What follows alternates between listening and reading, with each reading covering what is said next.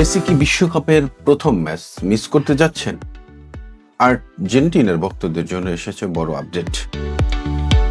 Hamstring সমস্যার কারণে কয়েকদিন ধরেই মাঠের বাইরে আছেন আর্জেন্টিনার অধিনায়ক মেসি।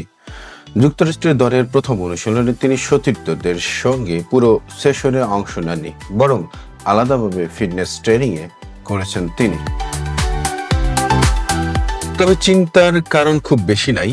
আর্জেন্টিনা শিবিরের খবর অনুযায়ী মেসির অবস্থা ধীরে ধীরে উন্নতি করছে এবং 16 জুন আলজেরিয়ার বিপক্ষে বিশ্বকাপের প্রথম ম্যাচে তাকে মাঠে দেখা যেতে পারে। শুধু মেসিই নন, আরো কয়েকজন তারকা খেলোয়াড়ও চোটের কারণে আলাদা অনুশীলন করেছেন। তবে সুখবর হলো ডিফেন্ডার ক্রিস্টিয়ান রোমারিও এবং ফরওয়ার্ড আলভারেজ পুরোপুরি ফিট হয়ে দলের মূল অনুশীলনে ফিরে এসেছেন। এখন আর্জেন্টিনার সব নজর মেসির দিকে, কারণ বিশ্বকাপ মিশন শুরু হওয়ার আগেই সবাই জানতে চায় একটাই প্রশ্ন: আলজেরিয়ার বিপক্ষে প্রথম ম্যাচ কি দেখা যাবে মেসির জাদু, নাকি আরো কিছুদিন অপেক্ষা করতে হবে? মন্তব্যে জানান আপনার মতামত।